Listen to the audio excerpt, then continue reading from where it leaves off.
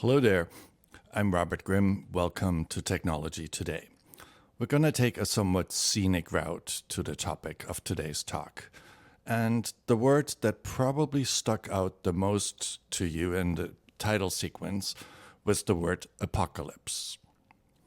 The dictionary defines this to be the final destruction of the world, as described in the biblical book of Revelation. In all the action of this book, it is easy to overlook that the topic at hand, the main point of Revelation, is Judgment Day. And hence, there will be some judging in today's talk. But we're not being judged on a traffic ticket or crossing the street on a red light. No, we're being judged on our ethics. The dictionary defines ethics to be the moral principles that govern our lives, the moral correctness of our lives. But this talk is also about business, about the technology industry. And the term ethics tends to scare people away. So let's try something slightly softer, the social responsibility of business. That is taken straight from the title of an article in New York Times Magazine that appeared on September 13, 1970. A Freedman Doctrine. The social responsibility of business is to increase its profits. Well, so nominally, the article was written by Milton Friedman, but his wife Rose was a trained economist as well, ABD, and she collaborated with her husband on the underlying material. So let's acknowledge both Rose and Milton Friedman. So if you see the headline of this article, what is the social responsibility of business? Well, none, it seems. If you actually go through the effort and read the article, it's a little more, well, let's see. So, the responsibility of business is to make money while conforming to the rules of law and ethical custom. That sounds much better. And the Friedmans also allow that some businesses or organizations may just not care about money. So employers may have a different objective. Great. They could establish a corporation for an eleemosynary purpose. That's a word I haven't heard before. Well, it's really about being charitable. Think a hospital or a school. And then it may be about rendering a certain service. They also allow for long-run interests of a corporation. That may be to provide amenities to its community or to improving its government. I believe that this is somewhat a gold standard for the social or corporate responsibility. And I call this the Rosen Milton Friedman seal of good business keeping. There shouldn't be more, there shouldn't be less. And we'll get to what that implies. But the article probably wouldn't have had the impact it had if the Friedmans weren't also above a little trolling. So amongst all these very reasonable pronouncements, we find that markets are unanimous and that the political mechanism is about conformity, and then they start screaming socialism, and it's all about free markets, free enterprise, free society, freedom. And what is it really about? Yeah, freedom from social responsibility, or as I've been quipping for quite a while now, the freedom to be asocial. And what's the price of that? Well, $47 trillion, at least according to the Marxist-Leninists at the Rand Corporation. So before the early 1970s, the proceeds from the economy were shared amongst all income strata about equitably. That changed, and it changed because of this article in large part. And when you add it all up, the top percent earners in this country, the rich, they did a engaged in reverse socialism and redistributed $47 trillion into their own pockets from 1975 to 2018. If you want to understand why so many people are so angry, and we're seeing this playing out right now with the aftermath of the election, this is the number where everything has to start. Inequality is at frightening levels right now, and it's bound to get worse unless we change something. But that still is all a bit abstract, and it would be nice to apply our understanding of ethics, of social responsibility, corporate responsibility, on a more concrete example. And, well, the firm that comes to mind is Facebook, of course. Because as the mission statement says, their mission is to give people the power to build community and bring the world closer together. It helps that I worked for the firm for 9 months. I quit in July of 2019. I then spent about 2 months doing background research on which this talk is based. And I was writing an article about Facebook, but then I also needed some distance, and so I started again this summer. So the talk in many ways is a Grimm dossier on Facebook, or, well, it is the Grimm dossier on Facebook. And I'm going to answer 3 questions. First, why is Facebook so compelling? Second, why is it so dangerous? And third, what should we do about it? 1 واحد 1 1 واحد 1 1 واحد 1 Part 1, the whore of Babylon, or nowadays, the whore of Facebook. 2 aspects that combine to make Facebook amazingly compelling. In this section, I'm going to tell a short history of communications something. And I'm going to start out with communications technology. That goes back to my first day at Facebook, when Chief Product Officer Chris Cox gave a similar presentation.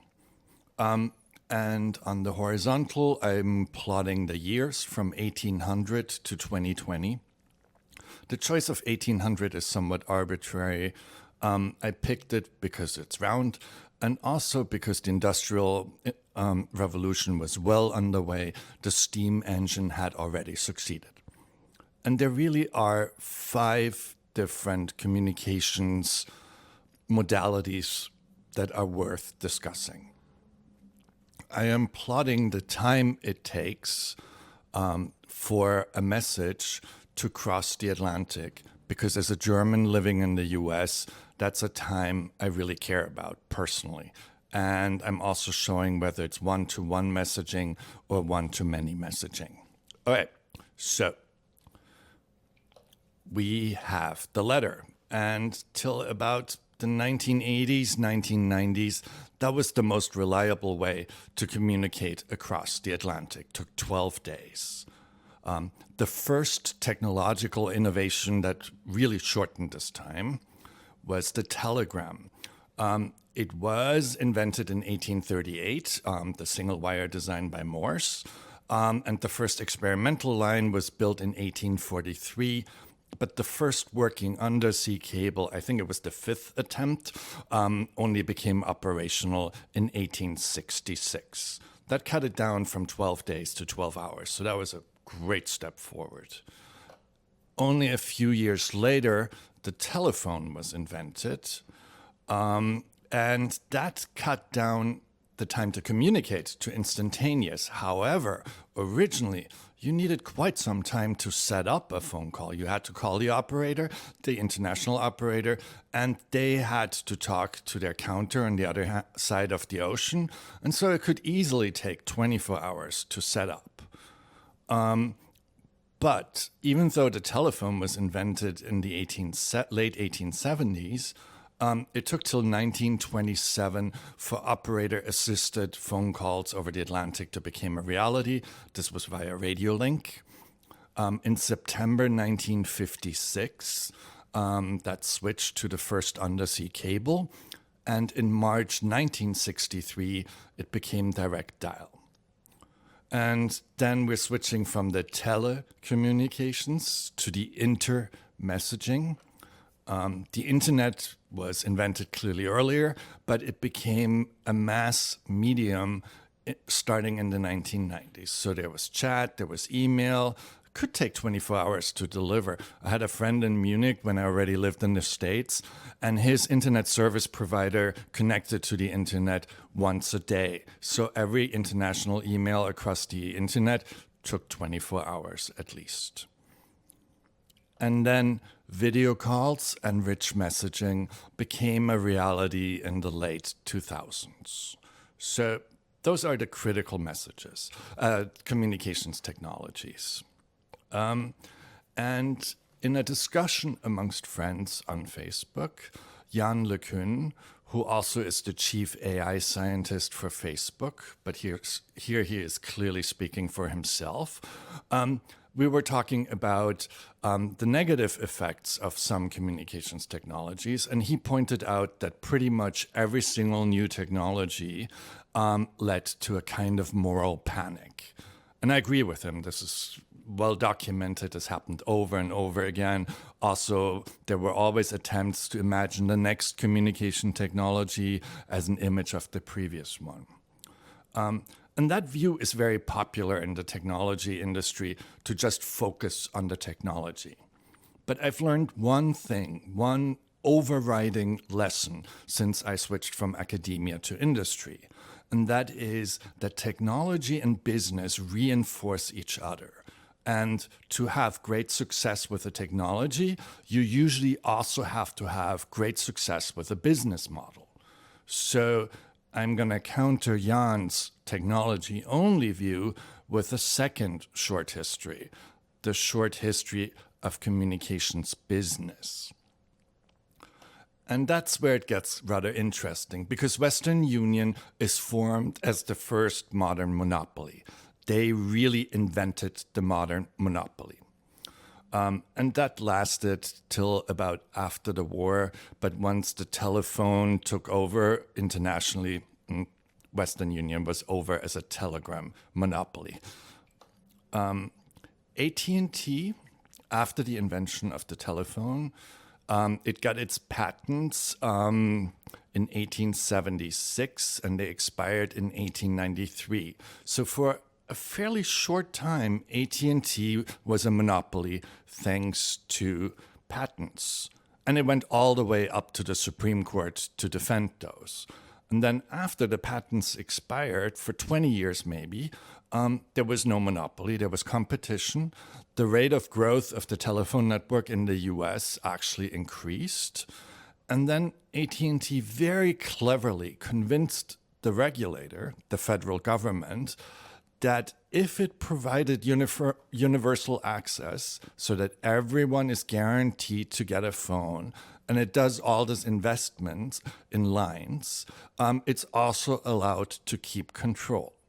And that worked till 1984, when AT&T was split up. So next comes AOL.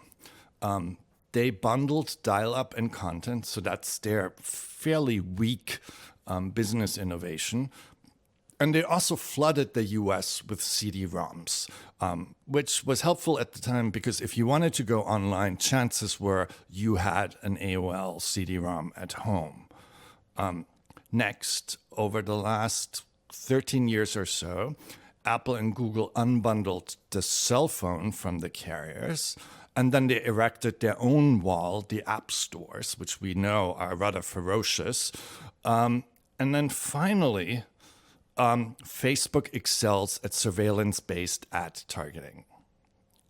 And so now if we take business and technology together, we get impact. And so I can tell the same story again for a third time. And this time I'm going to skip our timeline because it's fairly quick to tell the story of corporate technology impact. That means that Western Union made fast messaging possible. And that means suddenly there were entire interregional industries that became possible that weren't possible before. Pretty cool. AT&T made voice streaming possible.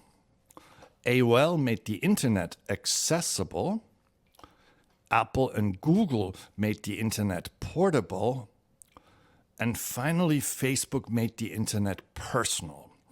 And that really is the biggest impact of Facebook. This is why it is so appealing. It's a very personal internet. And that only is the US edition. So all these firms and all these technologies come from the United States. But if you lived in another country, you also experienced them. But you may have experienced them through the post office. That is the international edition of the slide. For Facebook, the person that really made this possible, who had the insight into the business and realized the business model, is Sheryl Sandberg. So she first helped Google to become profitable. Again, Google at the time wasn't even profitable. And grew the ad team from 5 to 5,000 employees, which is a pretty amazing achievement already. And then she outdid herself after becoming Facebook COO and fully realized the potential of targeted advertising. I believe that in Silicon Valley, she still doesn't receive sufficient recognition. When people talk about Google or Facebook, they usually talk about the founders. But the person who really made put these companies on the map is Sheryl Sandberg. That got her some unkind recognition in other quarters as well. Shoshana Zuboff called her the Typhoid Mary of surveillance capitalism. Dos ist nah. Dos ist nah. Dos ist nah. Zwei. Part 2, The Four Horsemen of the Apocalypse, now Facebook. 4 aspects that make Facebook uniquely dangerous and impossible to reform. Horseman number 1 is emotional abuse. Let's play a little thought experiment for just 2 slides and to explore the impact of the business model. What if Facebook sold subscriptions? How would that look like? Well, for beginners, it would charge a flat monthly rate because that's easy to explain, easy to collect. Metered access is way too complicated, especially at this scale. So it would still encourage users to check in, maybe once a week or so, because we want engagement for the health of a social network. And finally, it probably would discourage users from lingering for too long because remember, it only charges a flat monthly rate because data centers ain't cheap, they require electricity. In reality, however, Facebook engages in surveillance capitalism. That means the longer people spend on platform, they share more about themselves, so that means there's more surveillance, but they also are exposed to more advertising, so it is a double plus. And the prime factor for getting people to spend time is emotional engagement. Facebook's feed is curated for just that. No matter what changes Facebook has made over the last 15 years, it has not messed with the core, the emotional engagement of this curated algorithm. Now, so peripheral things have changed, but that hasn't changed. And now the question becomes, how does this look like in practice? And I looked through press reports, and they usually have some fairly extreme example. So here is one from Bloomberg reported in March 2019. They report that in 2018, somebody in Sri Lanka posted something that started with, "Kill all Muslim babies without sparing a single one." I cut this down for length slightly without changing the meaning. And this post garnered 30 likes before the post was flagged by the person who talked to Bloomberg, presumably.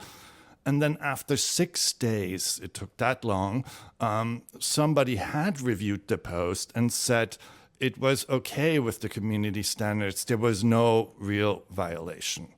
So, yeah, that may be, but doesn't give us a good feel for our everyday interaction. Since we're still like shortly after the US election, I took statistics from CrowdTangle, which is a firm that observes what is posted, what is popular on social networks. Unfortunately, CrowdTangle was bought by Facebook, so I don't have access to this service anymore. But Kay Roos, who is a journalist at the New York Times, tweets pretty much every day the top 10 daily posts on Facebook with outward-facing links. And I classified those links according to Republican-leaning, Democrat-leaning, neutral news, and other content. And as you can see here, for the month leading up to the US election, Facebook pretty much functioned as a right-wing propaganda network. It's all red. So there seems to be this bias against manifest reality on Facebook, because the algorithm already favors far-right anger, because anger is an emotion that engages. It also disfavors news in general. This is a change that was made in 2017 when Zuckerberg decided Facebook should focus more on the personal. This was publicly shared.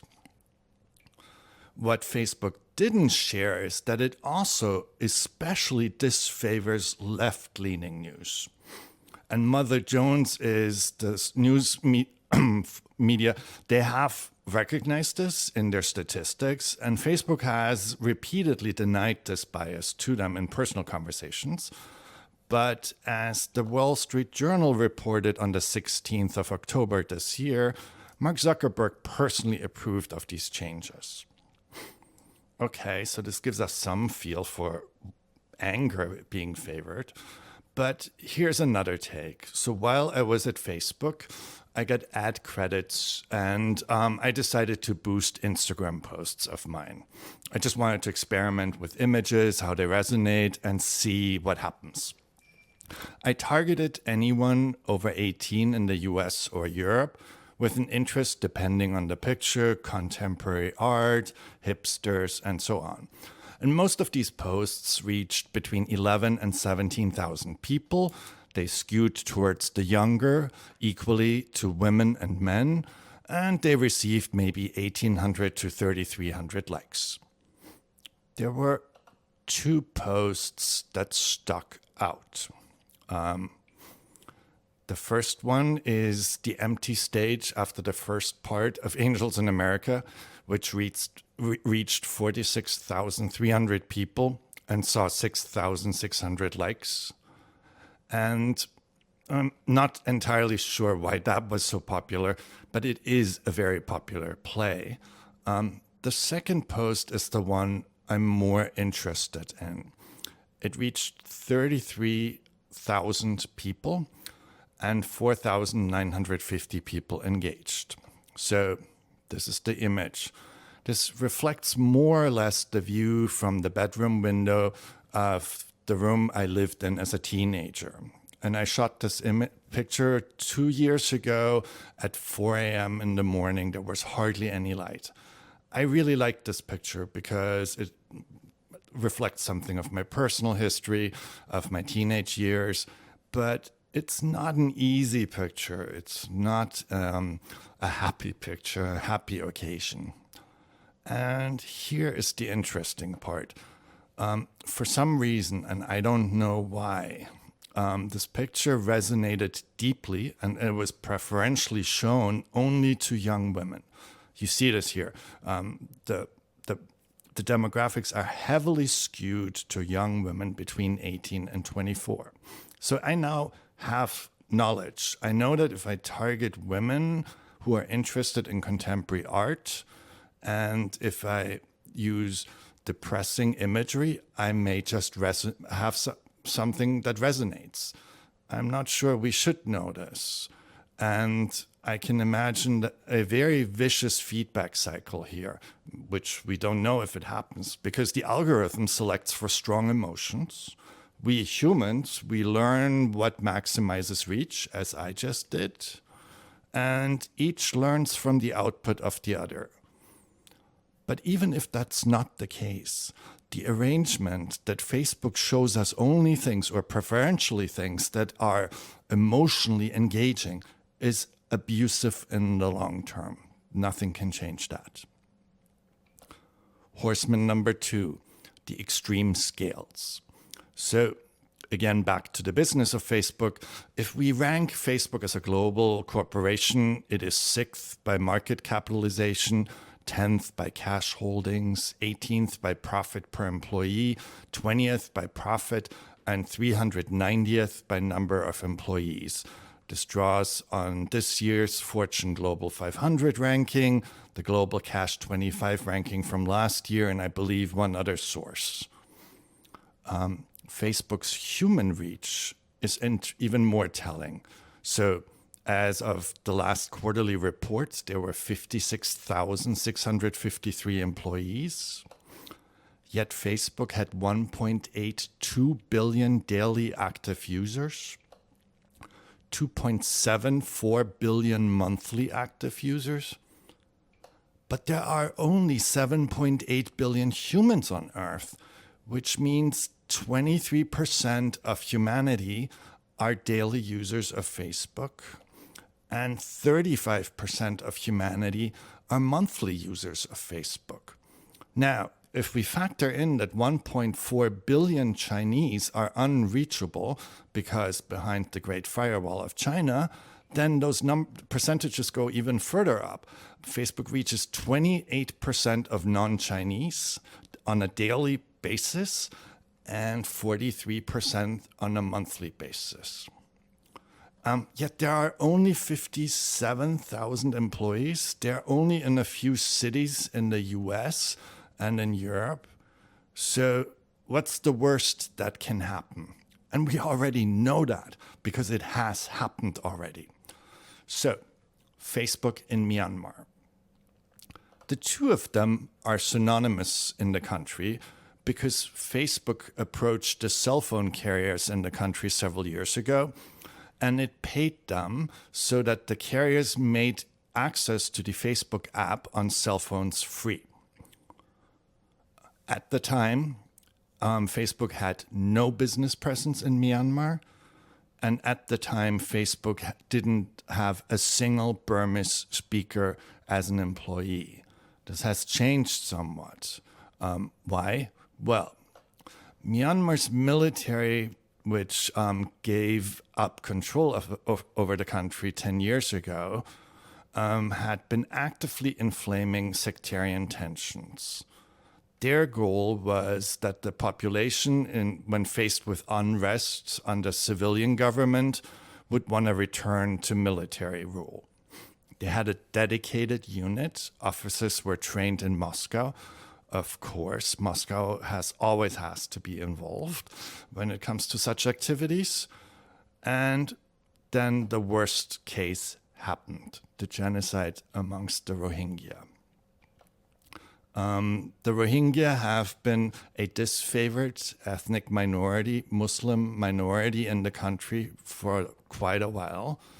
And there was an armed attack on the 25th of August, 2017. And in response, the genocide started. 24,000 Rohingya were murdered, 100,000 Rohingya displaced within the country. They continue to be displaced to this day. And 700,000 Rohingya fled, mostly to neighboring Bangladesh. The villages of the Rohingya continue to being razed to this day. And worse, Myanmar just held the second election since civilian rule, and the Rohingya couldn't even vote. So how does this look like? Where do they live? What does this look like? Well, let's take a trip across half of the world. So this is my building in Brooklyn. This is where I'm recording this talk. And we're going to go all the way to the Gulf of Bengal. This is Kutupalong refugee camp. It is the largest refugee camp on Earth. It's housing about 600,000 humans. its density is about 46,000 people per square kilometer. By comparison, Manila in the Philippines is the densest human city at 41,515 people per square kilometer. The Bangladeshi government has disabled cell phones, has disabled the internet since September 2019 because they would really like to get rid of the Rohingya. The Rohingya cannot work. There is increasing evidence of drug and human trafficking. Violence is breaking out. There have been shootings at night. And Bangladesh wants to resettle them on an island that only emerged from the ocean in 2006. It's called Basan Char. And you see, they built all this infrastructure, but it's an island in an area that is prone to typhoons. There has been a super typhoon this summer, and its highest elevation is 2 meters above sea level.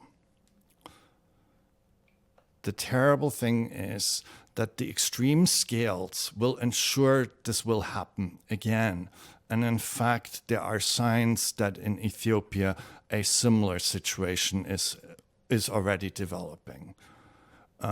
The 15,000 content moderators are window dressing because the algorithm will always be faster than humans. In fact, I was talking to somebody online who said, we were talking about ad reviews on Facebook, and he said, yeah, we're just going to run the ad. By the time they reject it, it has already been viewed. It's the same principle here. And it's also severely abusive of the content moderators.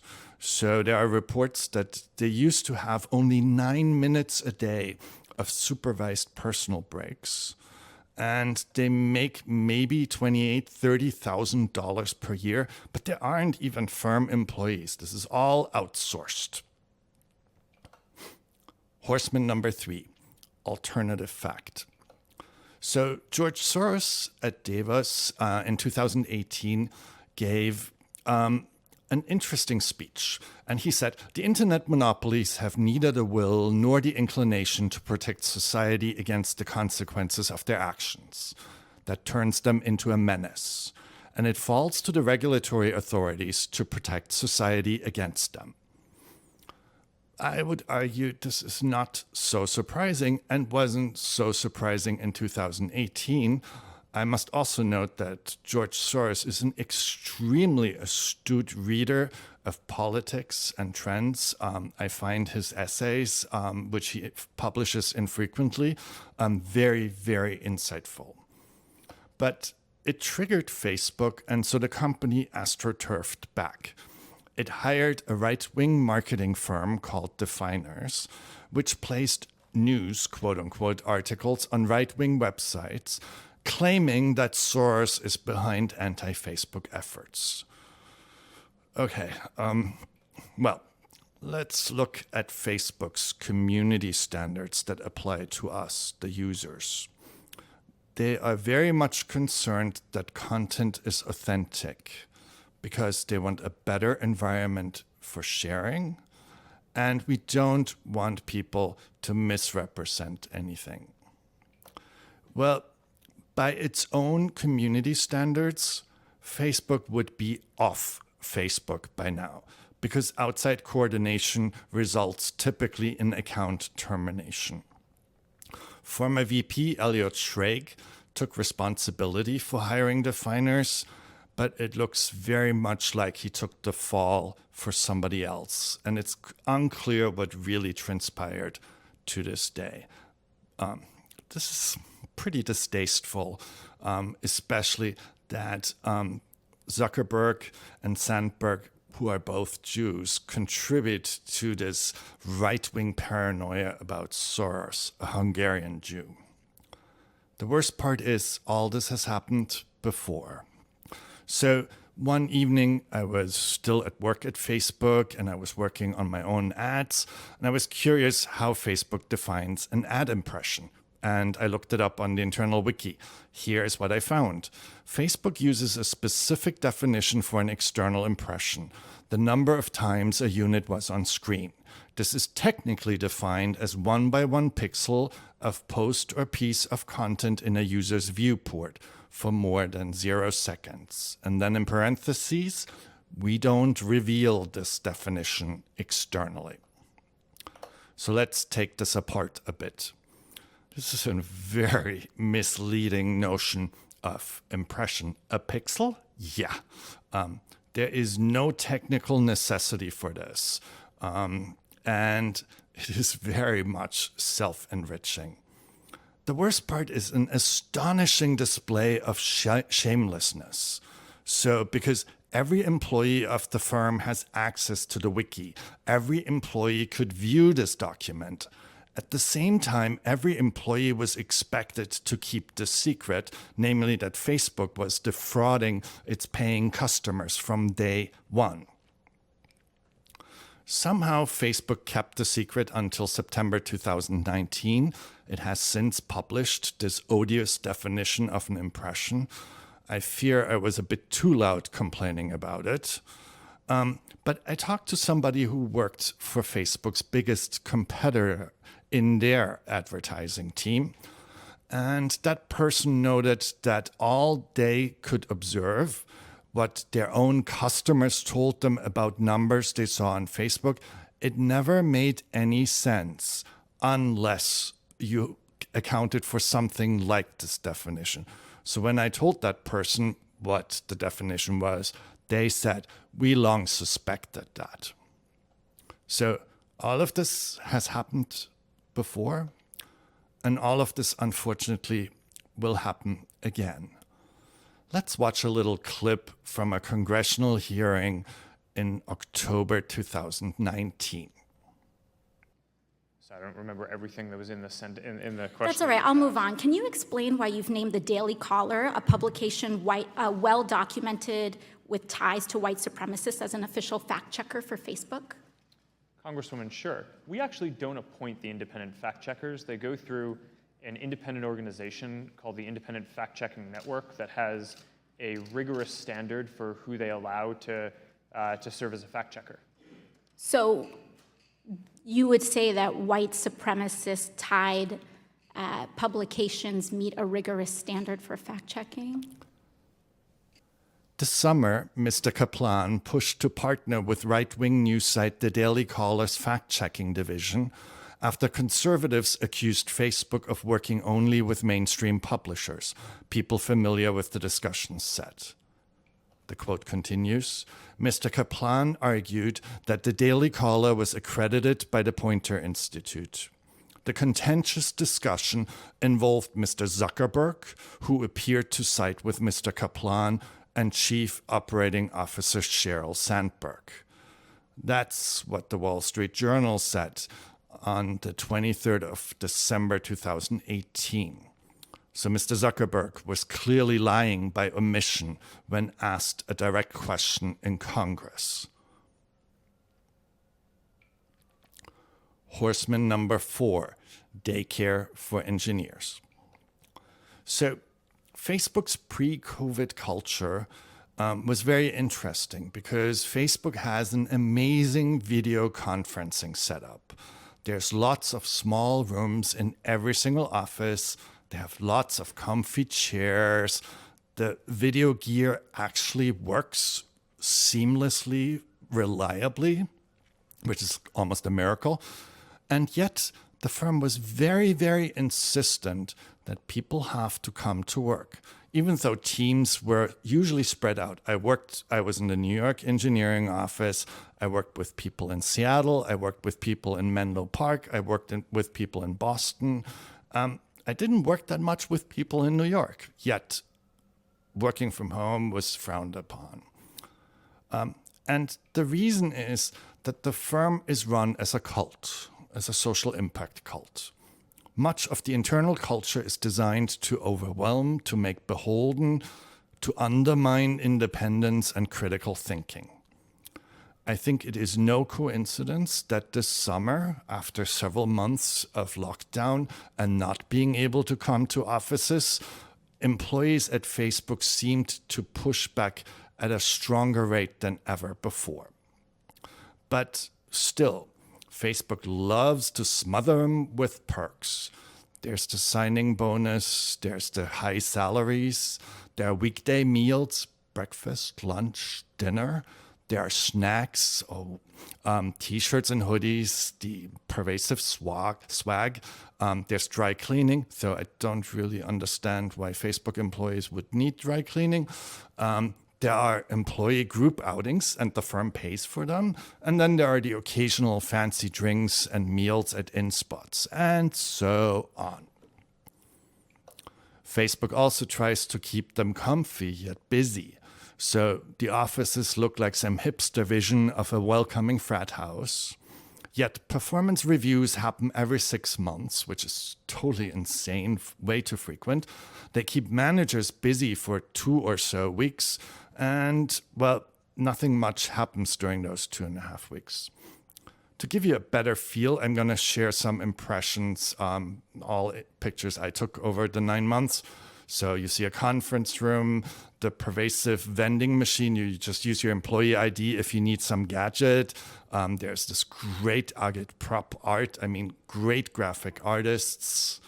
The middle room doesn't exist anymore. This was actually the lobby of a former Boston office. Baby belts to your heart's content. Never eaten so many baby belts in my life before. Great art installations. Harry Potter themed room names.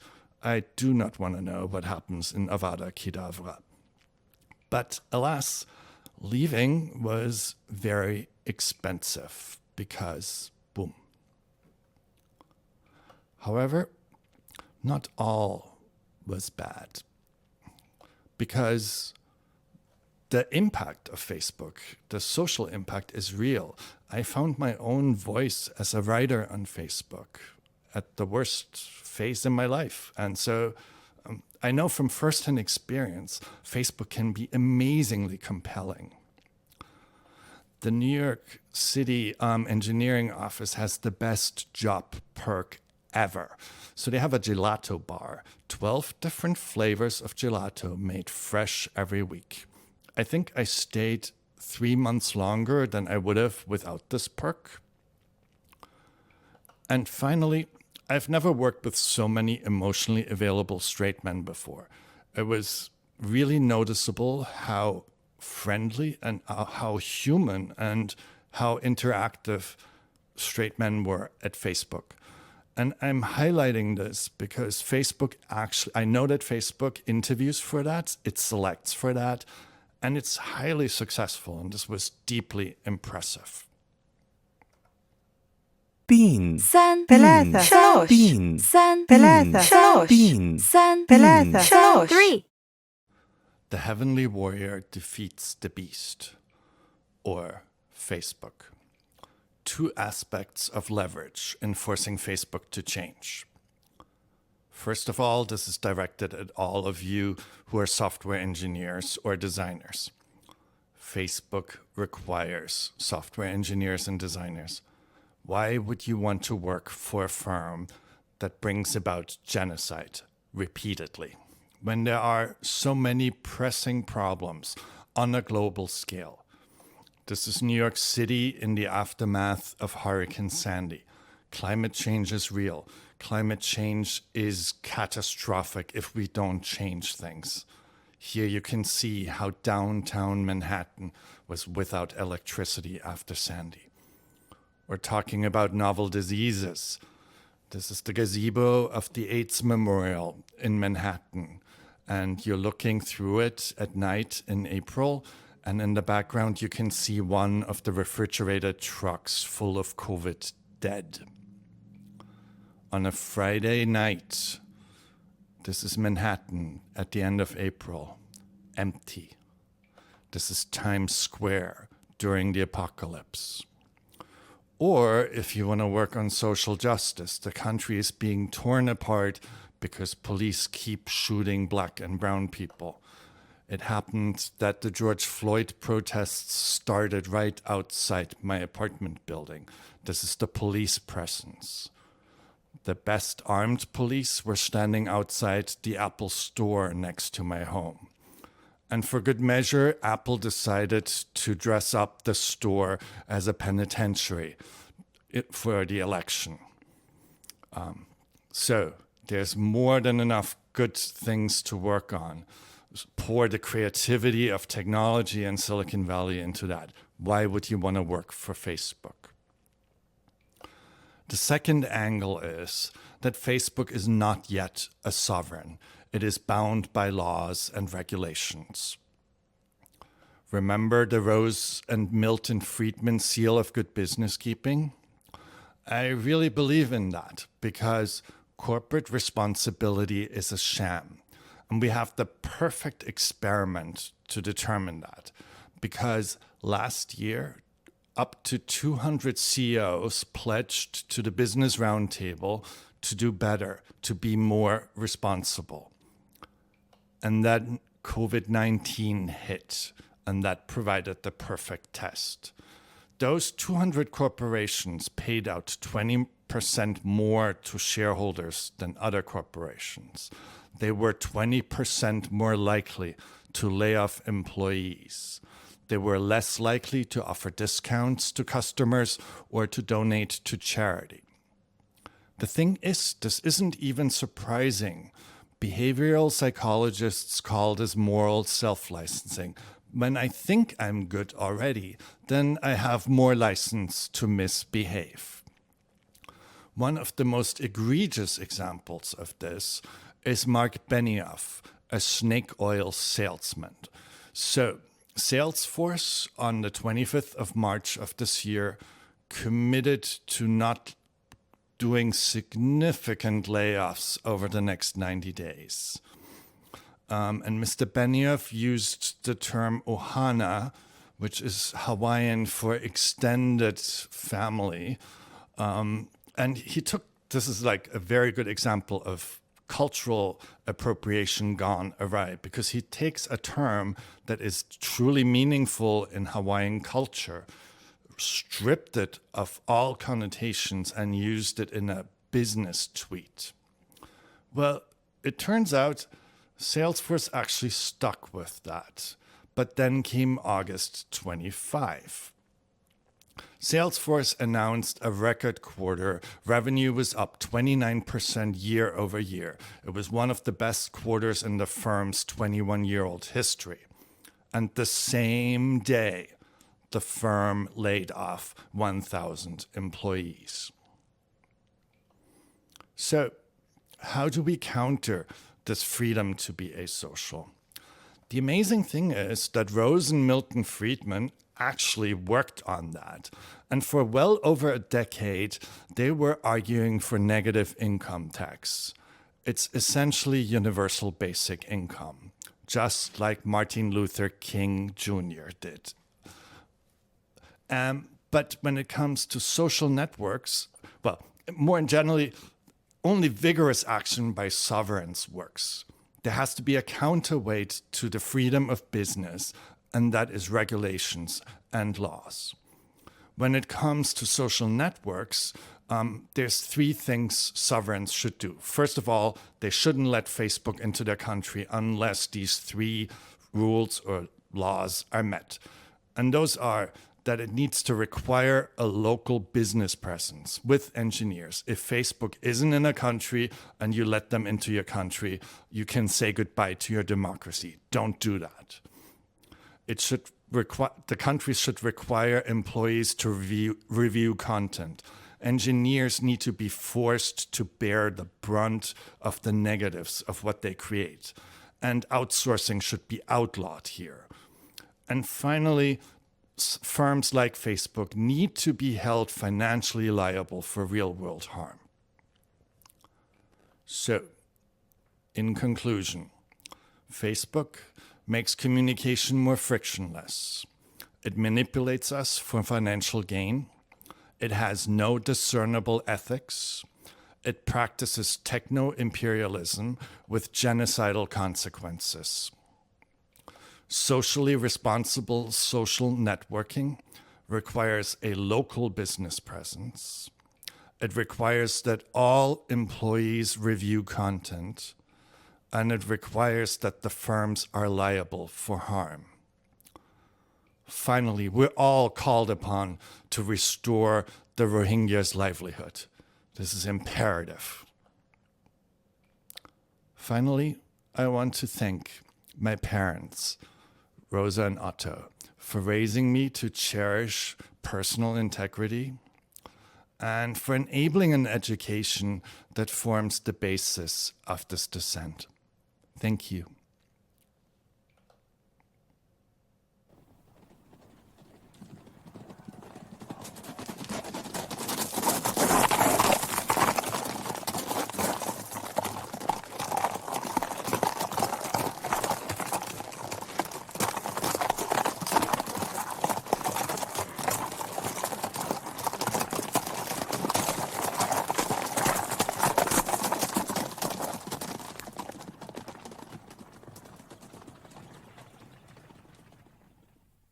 And we are live. So it's a pleasure to have Robert Grimm here to answer questions about his talk. And the question will come both from the Clouder platform, the Zoom and the Zoom chat. I will start by checking both of them. Let me just check. Yes. All right. So let me start you with an easy question. So you've been somewhat restrained in your comments. Tell us what you really think.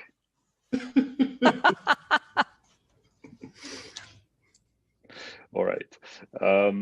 But more seriously, so you know, a lot of you know, the key thing that you sort of the key bone of your argument is the issue with the Rohingya, the issue with the election. Are these things that are fixable, or you know, should we give up on Facebook? They are not fixable, and they are symptomatic for what most Silicon Valley technology firms do, because the business model is that a small company with relatively few people, and Facebook is the most extreme example, less than 60,000 people, offers services to the entire world. That is the entire premise of this technology imperialism out of Silicon Valley. And when you meddle in social affairs and you only have 60,000 employees in a few cities in the world, you are bound to fuck it up. There is no way around this. You cannot get around this. You can tell me, ooh, machine learning and this, but you need people. Scale, and that scale fundamentally works against Facebook. And so there will always be a screw up. It will always be deadly, because we're talking humans. This is not, at this scale, it cannot be fixed. And this is why I think any sovereign that lets Facebook and other companies into their country is insane. But is it Facebook that's the problem, or its users? Is it the people who say, please kill all you know, of this racial group, or? Humans are humans. We're not going to change the nature of humans, but we don't need to give them a platform that makes them even more effective at inciting genocide. I mean, we're so stupid. We've given Russia the perfect means to sow discord. I mean, turns out we don't need Russia anymore because we have an idiot as president. But 62 days. Have you noticed he's trying to steal the election now? But there was a question. Yeah. Here on yeah. Go ahead. You wanted to say something? No. But there was a question. Sophia. Yep. Thank you for a wonderful talk, extremely interesting and extremely well put together. Facebook recently has been trying to introduce new measures to counteract some of the evils that you have been describing. Which ones? What do you, for example, they have been stopping some of the unacceptable posts, or they add to posts that there are doubts about what is being said there. That's window dressing. As long as Facebook doesn't change the fundamental algorithm that manipulates everyone emotionally, there is no fundamental change. And Facebook will not change, because that is how they make money. And so, like, this is like, don't fall for Facebook's window dressing. Facebook has never changed the algorithm fundamentally. The emotional abuse has been ongoing since it was automated. It has never changed that. It will not change it, because that will break its business model. And this is the point of the four horsemen. These are pillars that are clearly related, and they don't tweak with the essence. Yes, I think there was a waving. I unmute myself. Okay. And I couldn't agree more with what you said. And we had this secret mail exchange, and I explained some of my positions to you. You suggested don't let Facebook into your country. I couldn't agree more. I have young children, and I have this daily fight why I don't let them go to these networks. I don't go there. I don't let my children go there. And I'm about the only one in school, maybe in the whole country, that treats his 10 and 11-year-old kids that strictly by not allowing them on social networks. The pressure is immense. The peer pressure is immense. And who the hell let these people into my country? I mean, and this is the problem, because there's no way of keeping them out. How are you going to keep them out? It's not possible. Oh, that's fairly easy. They were, I mean, the only reason they are in other countries is because they can make money with advertising. That's how you get them. Because if, like, let's assume if I wanted to make Germany Facebook free, I would just pass a law that any German company that gets caught advertising on Facebook is in trouble. Done. Yeah, well, you would have problem getting that law passed behind the top courts and things. I mean, yeah, I can imagine, but the reality is that, I mean, look at the effects. Yeah, I mean, just a story. We had a candidate chancellor a while ago, and she said, naively perhaps, because she didn't know what would happen, for whatever reason, do we not treat these internet companies like we treat all other media companies? And she was hung in public for having said this, because they said, oh, well, you're talking China, you're talking, I don't know, North Korea, you're talking Russia. You know, you don't want to stop the free internet.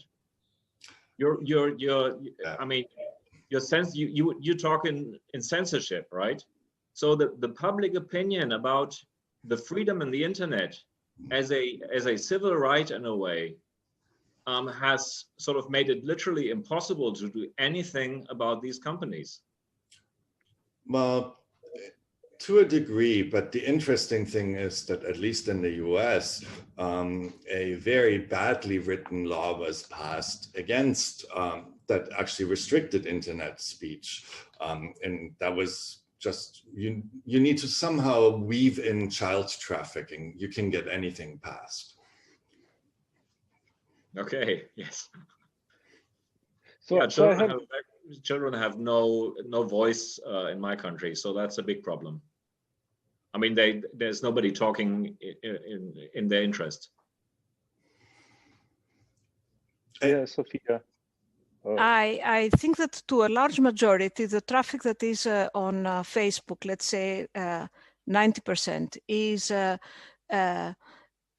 innocuous in the sense of it is silly ads about useless stuff. So it helps the ads company, but it does not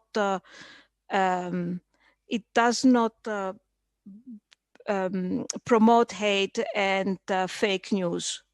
If this is so, could we imagine that a Facebook where the membership was better controlled and immediately taken away when people misbehaved, that such a Facebook would perhaps help the ads industry too much, but not bring the harm that you have described?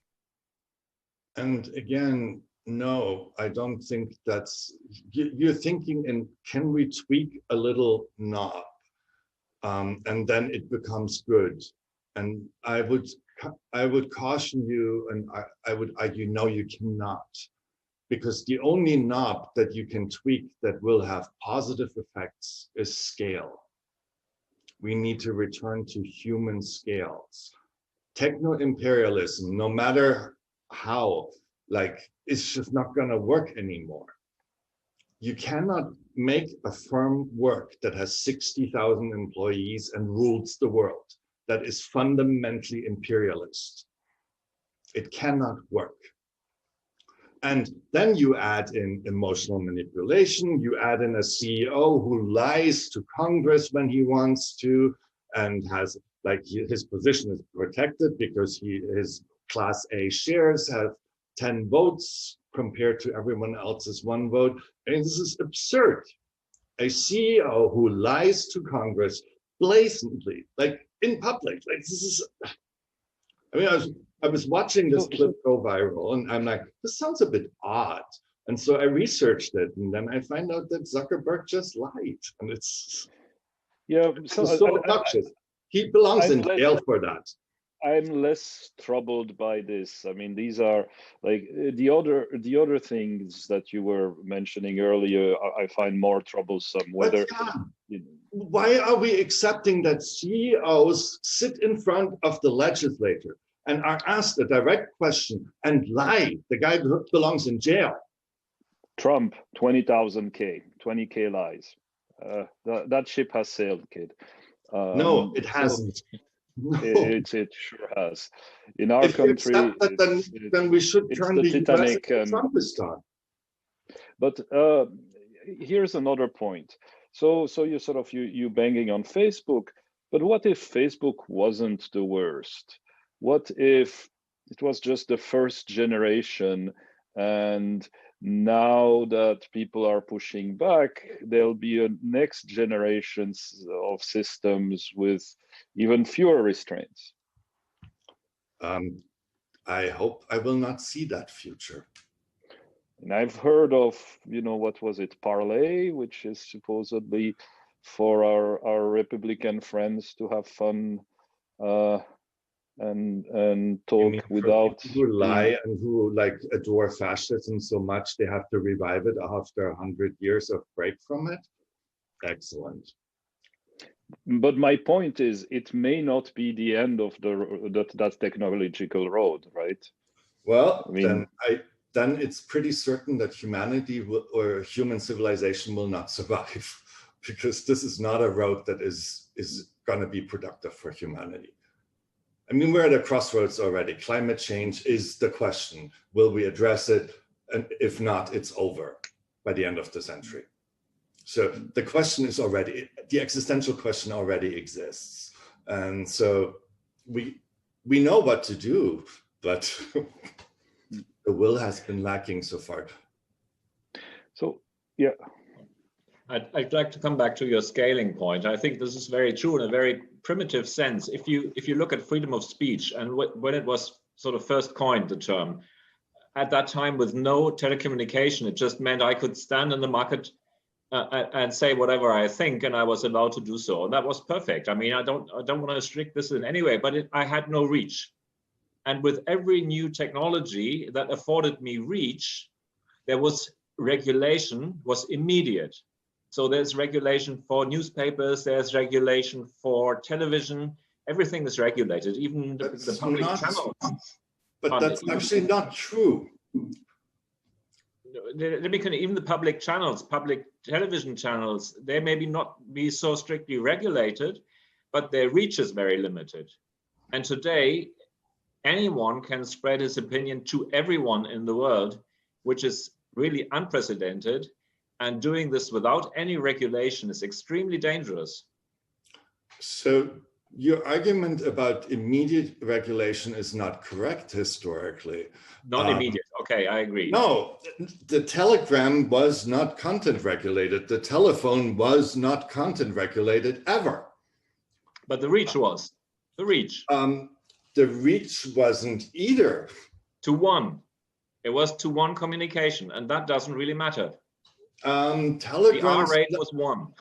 Telegrams were interesting because you could very well listen in on telegrams. And for example, civilian telegram service continued during the Civil War in the United States. And one of the significant reasons the North won the Civil War was the telegram, because the North knew how to use it.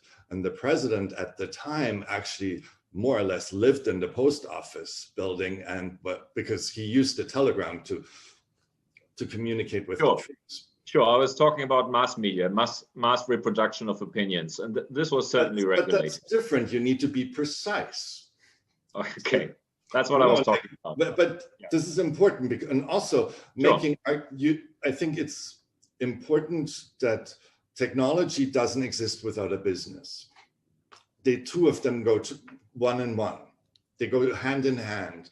And I think this is an important lesson because many computer science people, me included, like we believe, oh, it's technical innovation that matters. And it's not true. It's technical innovation and business innovation together that matter. Agree. Sophia? So I'd like to continue on Jan's thought experiment. Let's say there is no Facebook, but there are separate small Facebooks to which there is no business income, so you have to pay.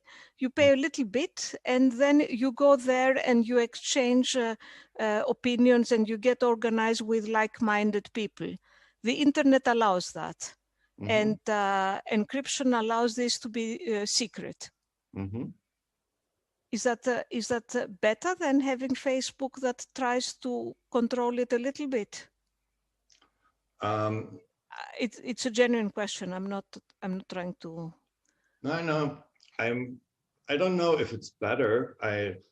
It probably is, because human beings in the small are not going to be as dangerous as a single-minded corporation or a single-minded organization at that scale as Facebook.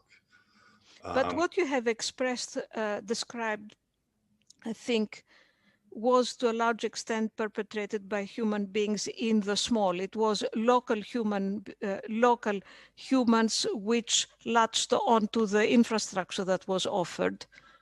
It was not it was not instigated by Facebook. Facebook gave the fertile ground. Right, and Facebook runs a mechanism that puts the emotionally engaging content first and foremost. So there is no neutral Facebook. Facebook is not a neutral entity. Facebook is actively bringing the worst content up. And this works. This means that any content review is a lost cause because the algorithm is much, much faster. I talked to one person about advertising and restrictions Facebook places on political advertising. He's like, yeah, I don't care. I just run the ads. By the time they wisen up and have a human review, you said the people have already seen it. And the review is idiotic in the extreme. So that image I showed of the wall next door, that post in my talk, because I happened to think the wall next door, that's actually the title of the image from myself. So I tagged it on Instagram as the wall. And my ad was actually rejected by Facebook after a day. And I couldn't figure out, why was this rejected? What is this bullshit? So I objected to the rejection of my ad after it was running a day. And they then put it back up. And I don't know why that happened. And when I was preparing the talk, I'm like, oh, it was the wall. They probably thought it was political. But for once, I wasn't being political. But yeah. So what's your roadmap? I mean, I mean, you made a start by doing this talk, and it'll remain on the internet forever. So that's good. But what would be the next steps to convince regulators that it's time for action? I don't know. I've been trying different tacks to even draw attention to the problems. I have talked to, for example, my congressional representative's office. The appetite I found of people to want to deal with this problem has been zero so far. And so for now, I'm creating noise in the small. And I'm escalating it. That's all I can do. I mean, if I can find like-minded people, I'm happy to testify in front of regulatory bodies. I'm happy to do the legwork for that. But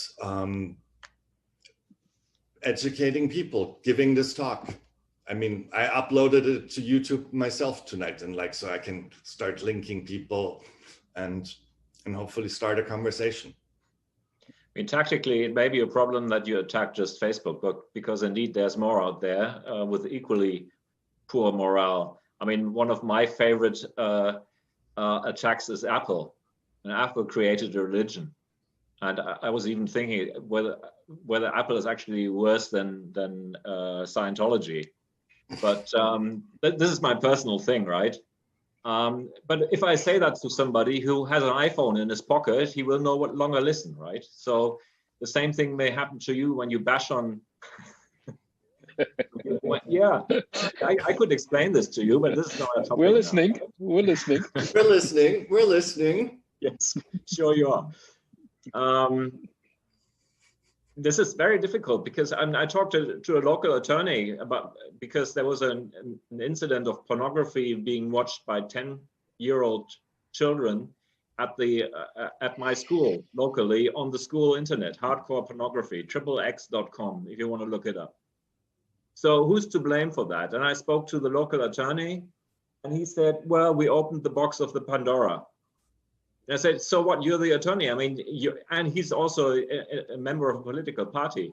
So, and he said, well, I'm more worried about households, parenting. I mean, are parents educated enough to pick up the problems of the children who are exposed to these contents?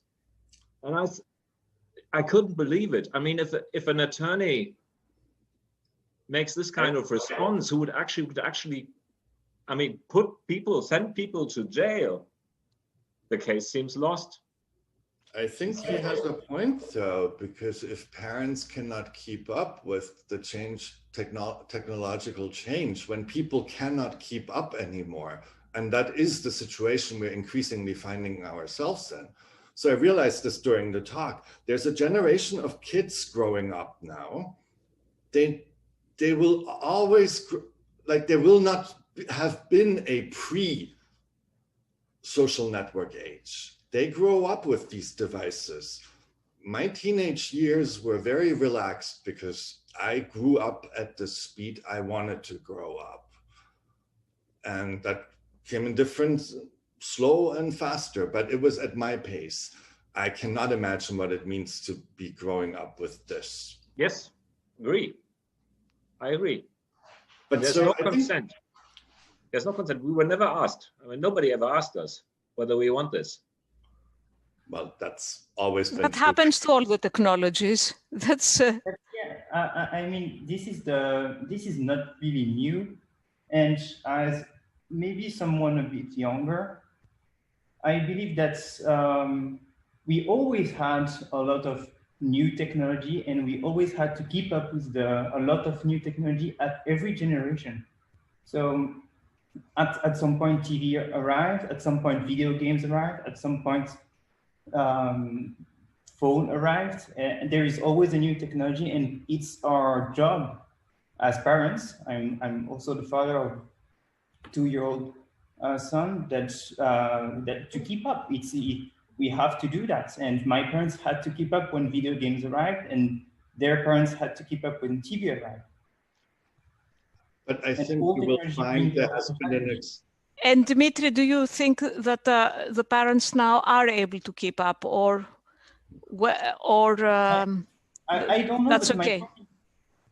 I don't know, but my point is that I don't think they are less prepared than the parents of the previous generation were prepared for the thing of my childhood.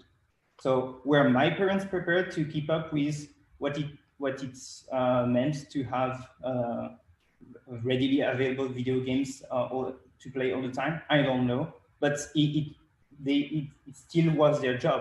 So while I think there is a responsibility in the companies and the industries and the businesses, I don't think we should give license to parents to just say, well, I cannot follow this, it's not my role, and all the blame is to put on someone else providing the service. I also have a responsibility as a parent to keep up to the best of my ability. And if I'm not able to do that, then I'm not doing my parenting correctly. But yeah, we'll wait for a few years of parenting before we can judge this opinion. And I would also it's so hard.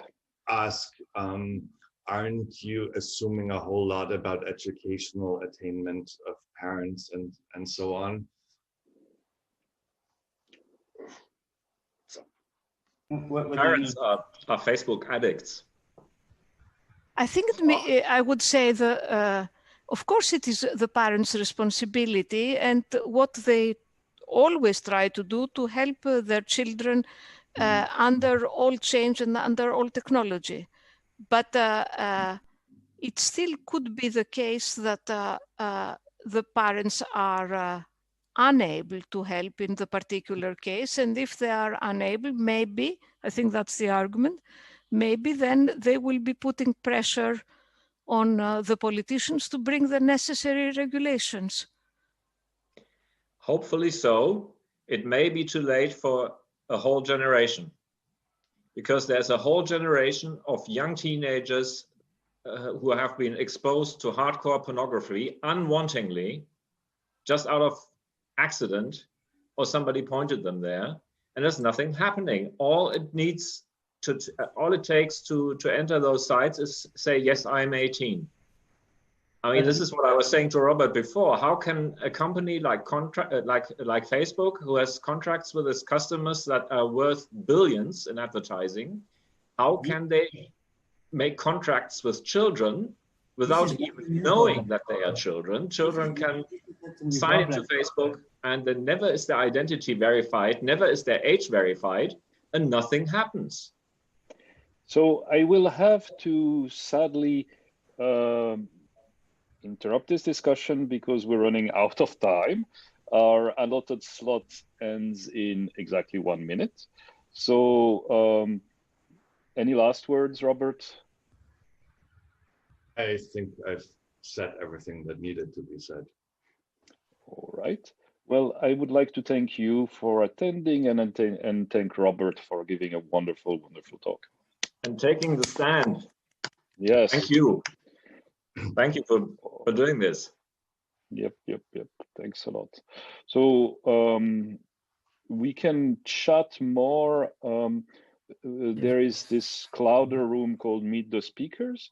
So we can meet there if you want to chat more. In any case, it was a pleasure to have you all, and bye-bye. Bye.